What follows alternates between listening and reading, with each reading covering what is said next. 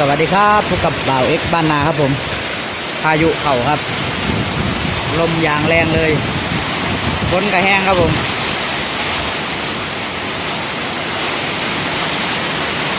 ก็ฝนแห้งครับ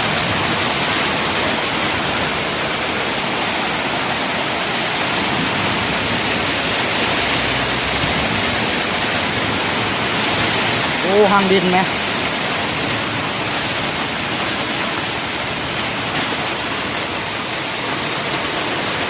ฝนมาแห้งครับผม